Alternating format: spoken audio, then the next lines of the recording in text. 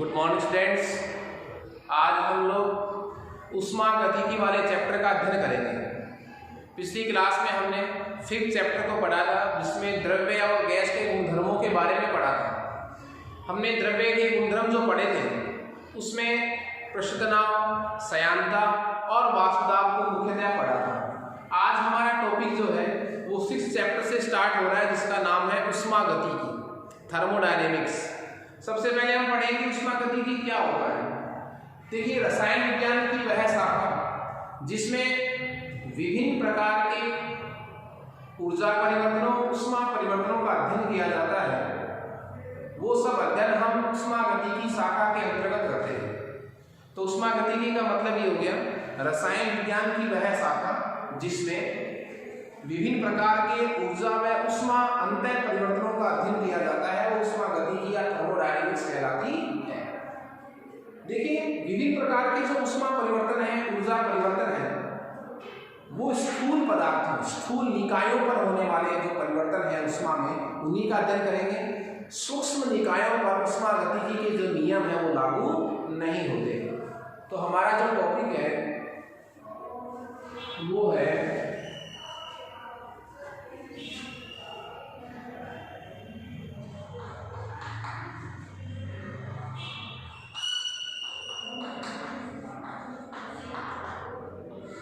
ऊष्मागतिकी। तो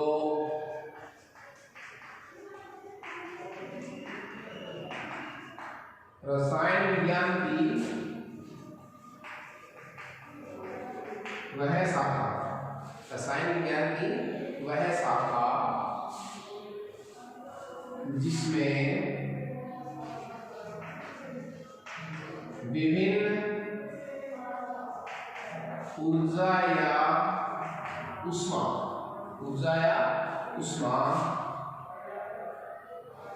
ऊष्मीय परिवर्तन का अध्ययन किया जाता है, वो क्या कहलाती है? ऊष्मागतिकी।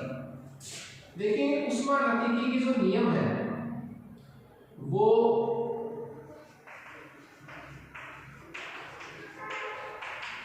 स्थूल निकाय पर लागू होते हैं। ऊष्मागतिकी के जो नियम है वो कैसी निकाय पर लागू होते हैं? स्थूल निकाय पर। ठीक है, निकाय का मतलब क्या है?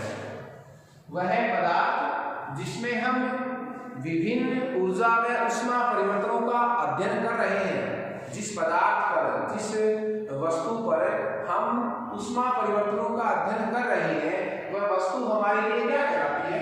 निकाय कहलाती है। ठीक है, और वो क्या होना चाहिए? स्थूल मतलब बड़ा होना चाहिए। तो स्थूल निकाय पर लागू होते हैं, कहने का मतलब सूक्ष्म निकाय स्थूल निकाय पर लागू होते हैं। किस पर लागू नहीं होते? बोलिए, सूक्ष्म निकाय पर। सूक्ष्म निकाय पर, सूक्ष्म निकाय पर लागू नहीं होते। ठीक है, अब देखिए, ये तो इसकी परिभाषा थी। इसके जस्ट बाद हम ये बताना चाह रहे हैं आपको कि जो ऊष्मागतिकी है, जिसको मैं थर्मोडायनेमिक्स भी कह सकता हूँ, इसके कुछ तकनीकी शब्द हैं। इसके कुछ क्या है? तकनीकी शब्द हैं। तो उसको हम अध्ययन करेंगे। विभिन्न प्रकार के ऊर्जा व ऊष्मीय परिवर्तनों को आप समझ ही चुके हैं कि मतलब क्या होता है ऊर्जा। जैसे कोयले की जो ऊर्जा है उसको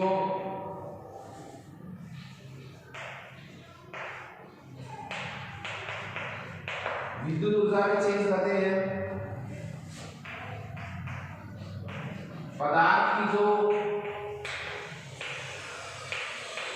रासायनिक ऊर्जा है, पदार्थ की जो क्या है? रासायनिक ऊर्जा है, उसको विद्युत ऊर्जा व यांत्रिक ऊर्जा में चेंज अपन लोग करते। तो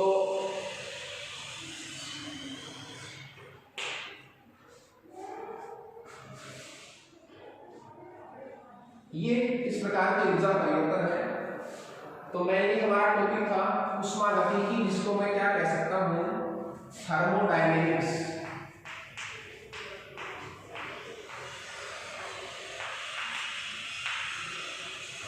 थर्मोडायनेमिक्स मतलब क्या हो गया, रसायन विज्ञान की वह शाखा जिसमें विभिन्न प्रकार के ऊष्मा ऊर्जा परिवर्तनों का अध्ययन किया जाता है। और ऊष्मागतिकी के जो नियम है वो नियम स्थूल निकाय पर लागू होते हैं, सूक्ष्म निकाय पर लागू नहीं होते हैं। ऊर्जा परिवर्तनों में विभिन्न प्रकार की ईंधन ऊर्जा है, कोयला ऊर्जा है, रासायनिक ऊर्जा है। तो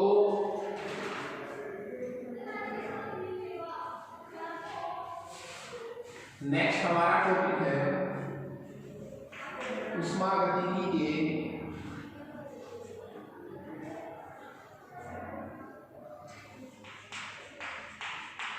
महत्वपूर्ण तकनीकी शब्द, टर्मिनोलॉजी। देखिए ऊष्मागतिकी वाला चैप्टर जब हम पढ़ेंगे, चैप्टर को पढ़ने से पहले कुछ आपको वर्ड याद करने हैं। इसकी टर्मिनोलॉजी है, कुछ विशिष्ट नाम है। जैसे अपन ये नहीं कह सकते कि किसी पदार्थ को वहां पर पदार्थ की जगह निकाय शब्द काम में लेंगे। तो ऊष्मागतिकी के जो महत्वपूर्ण तकनीकी शब्द हैं उनमें हम उन शब्दों को, उन परिभाषाओं को शामिल करेंगे जिनके बिना इस चैप्टर को पढ़ना आसान नहीं होगा।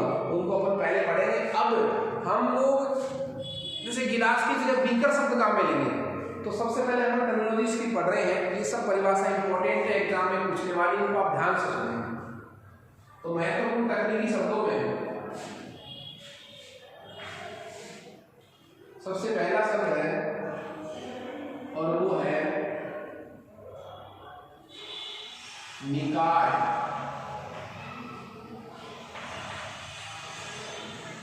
निकाय का दूसरा नाम है तंत्र, और इंग्लिश में बोले तो सिस्टम।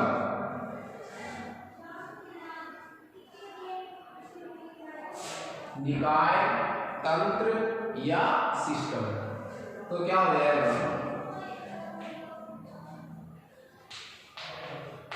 ब्रह्मांड का वह भाग, ब्रह्मांड का वह भाग जिसे ऊष्मागतिकी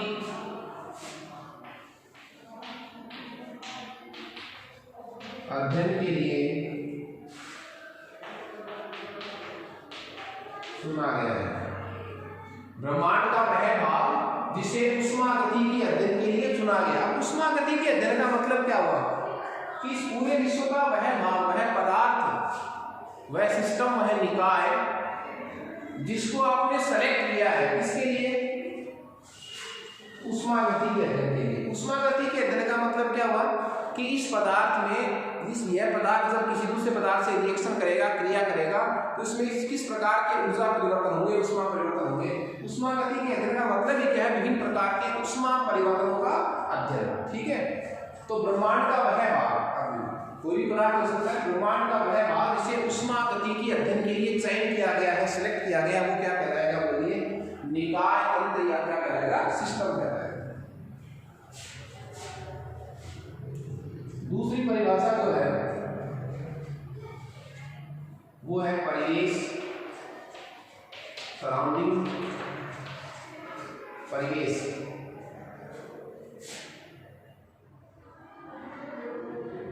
निकाय को छोड़कर, निकाय को छोड़कर, निकाय को छोड़कर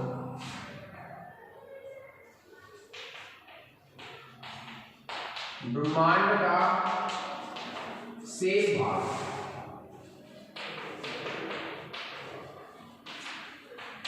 परिवेश कहलाता है।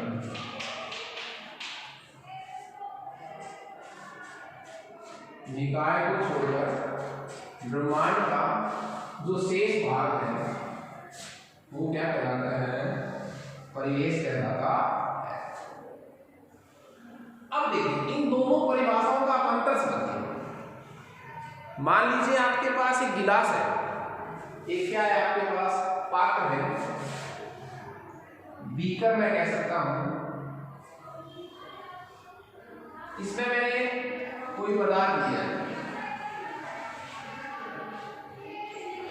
इसमें कोई क्या है? पदार्थ है, और मुझे ये पढ़ना है कि इस पदार्थ में किस प्रकार के ऊष्मा या ऊर्जा परिवर्तन होते हैं, किस प्रकार के ऊष्मा या ऊर्जा परिवर्तन होते हैं। तो मैंने बताओ किसको सेलेक्ट किया है? किस पदार्थ पर मैं विभिन्न प्रकार के ऊष्मा परिवर्तनों का अध्ययन करना चाह रहा हूं? किस पदार्थ पर? तो ये पदार्थ जो है वो तो क्या कहलाएगा? निकाय या सिस्टम। तो ब्रह्मांड का वह भाग जिसे आपने सेलेक्ट किया है ऊष्मा गति की अध्ययन के लिए, वो क्या कहलाएगा? निकाय कहलाएगा। अब तो फिर परिवेश क्या कहलाएगा? इस निकाय को तो छोड़ दो, इसके अलावा जो भी है वो किसमें आएगा? परिवेश में आएगा। तो गिलास भी किसमें आएगा? पात्र जो है वो किसमें आएगा? परिवेश में आएगा। पात्र किसमें आएगा? परिवेश में। यहाँ का जो आवरण है ये किसमें आएगा? परिवेश में आएगा। मैं यहाँ बैठा हूँ, आपने ये गिलास जो है ये बीकर यहाँ रख रखा है, गर्म पानी है इसमें, ये यहाँ रख रखा है सीकर में, ठीक है। तो अब इस गिलास के लिए जो बीकर यहाँ रखा हुआ सीकर में, इसके लिए जयपुर क्या किसमें आएगा? परिवेश में आएगा, ठीक है।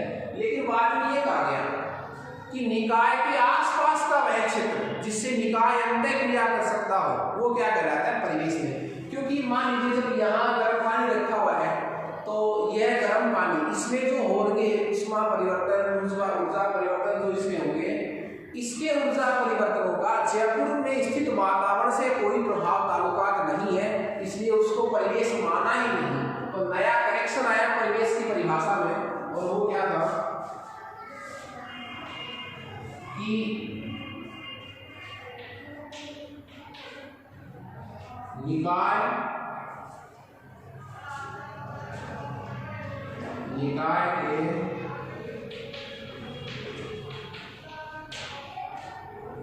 निकाय के आसपास का वह क्षेत्र, निकाय के आसपास का वह क्षेत्र जिससे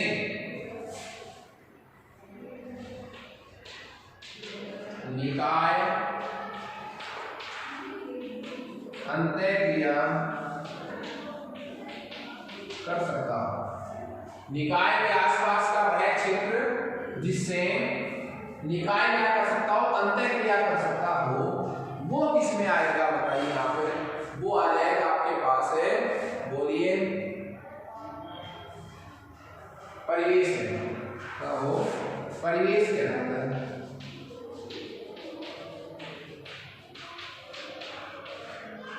परिवेश कहलाता। तो मेरे कहने का मतलब ये हो गया कि परिवेश की दो परिभाषा हुई। तो फिर परिवेश में करेक्शन क्या हुआ कि यदि इसमें रखा हुआ गर्म पानी निकाय है, निकाय का मतलब किसे कहेंगे? वह भाग, वह पदार्थ जिसे आपने ऊष्मा गति की अध्ययन के लिए सेलेक्ट किया है वो क्या कहलाएगा? निकाय कहलाएगा।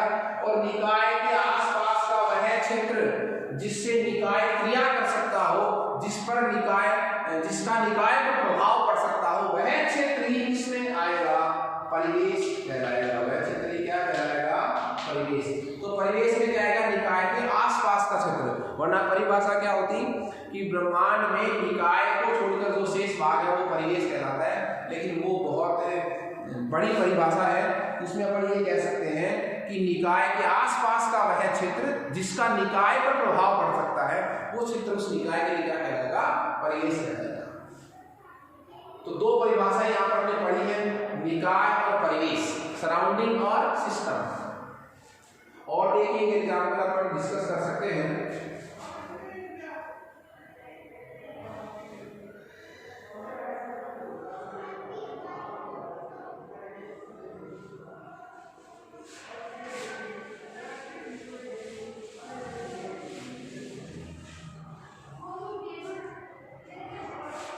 एक शब्द और भी पढ़ेंगे अपन,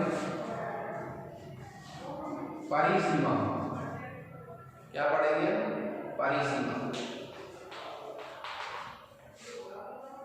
परिसीमा पढ़ेंगे। देखिए परिसीमा में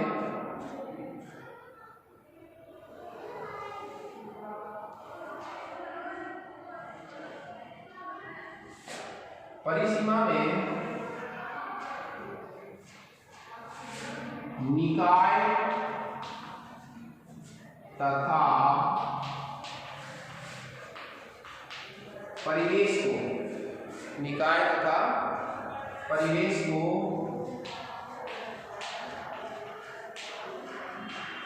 पृथक करने वाली, निकाय तथा परिवेश को क्या करने वाली? पृथक करने वाली जो सतह है, जो दीवार है, सतह को क्या कहते हैं? परिसीमा कहते हैं। तो वह दीवार, काल्पनिक दीवार जो निकाय और परिवेश को क्या करती है? पृथक करती है, वो क्या कहलाती है? बोलिए, परिसीमा कहलाती है। तीन परिभाषा हो गई। एक और एग्जाम्पल पर डिस्कस करेंगे। देखिए आपके पास एक पात्र है, एक पात्र आपके पास है और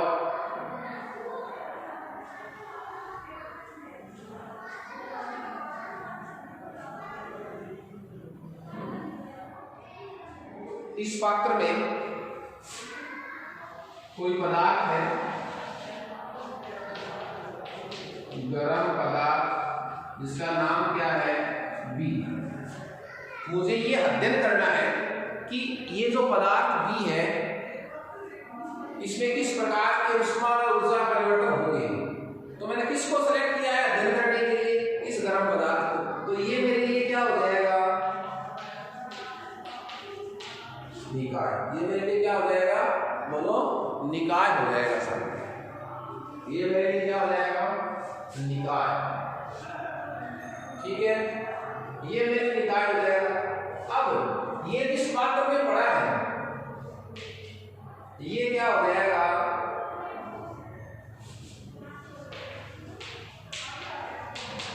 परिवेश।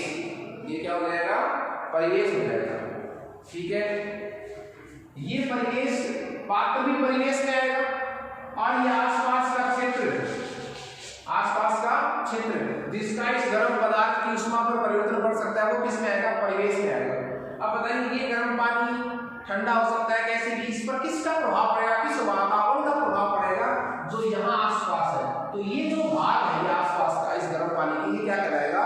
परिवेश में आएगा। क्या कहलाएगा? परिवेश में। और निकाय और परिवेश को जो पृथक करेगी काल्पनिक दीवार, वो क्या कहलाएगी? बताओ, परिसीमा कहलाती है।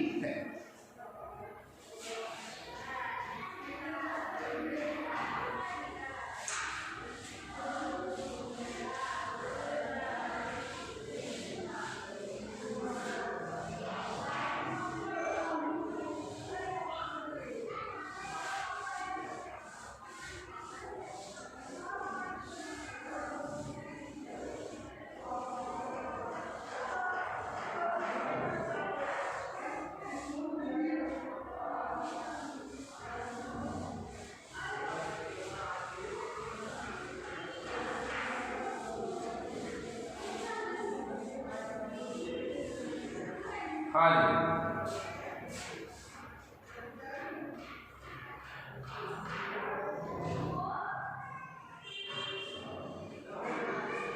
फिर हमारा टॉपिक है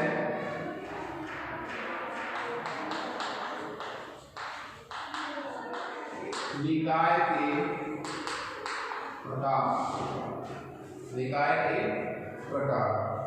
देखिए आपको इसमें एक परिभाषा जो इंपॉर्टेंट याद रखनी है वो है निकाय। निकाय क्या है?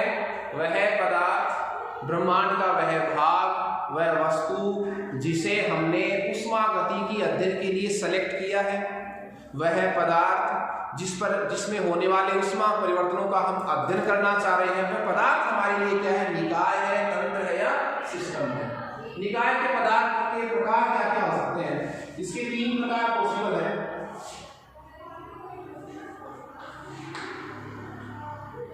ओपन सिस्टम,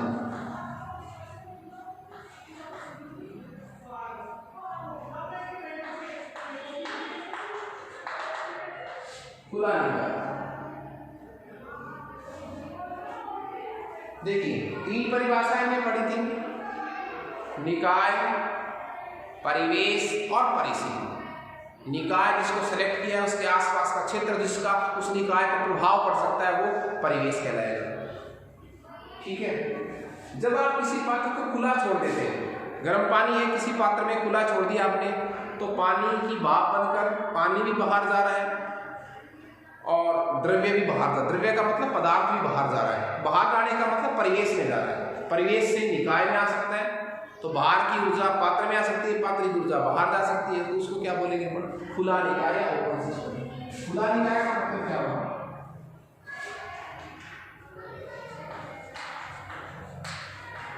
वह निकाय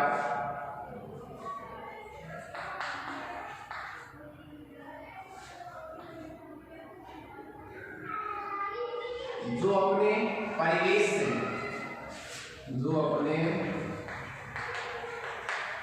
परिवेश से द्रव्य ऊर्जा दोनों का, द्रव्य ऊर्जा दोनों का विनिमय करे, वह क्या कहलाएगा? बोलो, खुला निकाय। ठीक है, मैं दोनों के एग्जाम्पल आपके सामने प्रस्तुत करूंगा। और बी, बंद निकाय,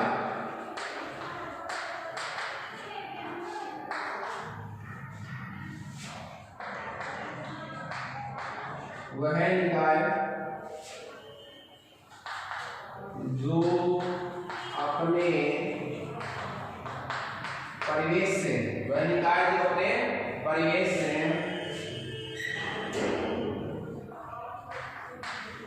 ऊर्जा का विनिमय करे, किसका नहीं? द्रव्य का नहीं। ऊर्जा का विनिमय करे, द्रव्य का नहीं, वो क्या कहलाएगा? बंद निकाय। और तीसरा है isolate, close system, open system, isolate, विलीन निकाय।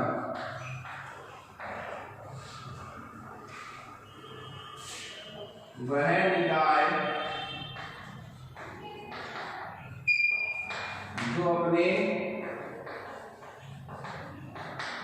परिवेश से, वह निकाय जो अपने परिवेश से द्रव्य तथा ऊर्जा दोनों का विनिमय नहीं करे। तो वह निकाय जो अपने परिवेश से द्रव्य तथा ऊर्जा दोनों का विनिमय नहीं करे, वो क्या कहलाएगा? विलिखित निकाय। तो हमारे पास निकाय के 3 प्रकार आगे साहब, कौन कौन से? खुला निकाय, बंद निकाय और विलिखित निकाय। निकाय का मतलब जिसको आपने ऊष्मागतिकी के अध्ययन के लिए सिलेक्ट किया। तीनों के उदाहरण देखें। मान लीजिए ये पात्र है, इसमें ये गर्म पानी है, क्या है? गर्म जल है इसका। इसमें गर्म जल आपने लिया है, खुला है पात्र, क्या है? खुला। तो बाहर भी ठंडा वातावरण है, तो ऊष्मा यहां से बाहर चली जाएगी, द्रव्य भी बाहर से अंदर आ सकता है, अंदर से द्रव्य बाहर तो पात्र क्या है? खुला, खुला पात्र है साहब, ठीक है। तो यदि किसी खुले पात्र में, खुले बीकर में यदि आपने किसी निकाय को रख रखा है तो यहाँ से ऊष्मा और ऊर्जा का दोनों का क्या हो सकता है? विनिमय हो सकता है। किससे? परिवेश से। ये तो निकाय और बाहर क्या का आवरण क्या कहलाता है? परिवेश। और गर्म जल किसके अंतर्गत आएगा? निकाय के अंतर्गत आएगा। तो इसमें गर्म जल अपने परिवेश से, मतलब निकाय अपने परिवेश से द्रव्य और ऊर्जा दोनों का विनिमय कर सकता है। इसलिए ये सिस्टम आएगा, ये उदाहरण आएगा खुले निकाय। यदि आप पात्र को बंद कर देते हैं, पात्र को आपने बंद कर दिया, ये गर्म जल था, पात्र को आपने क्या कर दिया? बंद कर दिया, बंद पात्र। अब देखिए ऊष्मा तो जा सकती है परिवेश से अंदर आ सकती है, लेकिन द्रव्य बाहर नहीं जा सकता, पदार्थ। क्यों? क्योंकि ढक्कन आपने क्या लगा दिया? बंद। तो अब ये जो गर्म जल है ये कैसे निकाय में आएगा? बंद निकाय में आएगा। क्यों? क्योंकि बंद, ये जो गर्म जल है ऊष्मा का आदान प्रदान तो कर सकता है अपने परिवेश से, लेकिन द्रव्य पदार्थ बाहर नहीं जा सकता, ना बाहर से अंदर आ सकता, ना अंदर से बाहर आ सकता। तो ये बंद पात्र में रखा गया जो गर्म जल है वो किसके अंतर्गत आएगा? बोलिए, बंद निकाय के अंतर्गत आएगा। विरहित निकाय का मतलब क्या हुआ? जब न तो द्रव्य बाहर जाए और न ऊष्मा बाहर जाए। जैसे एग्जाम्पल बहुत अच्छा है, थर्मस फ्लास्क।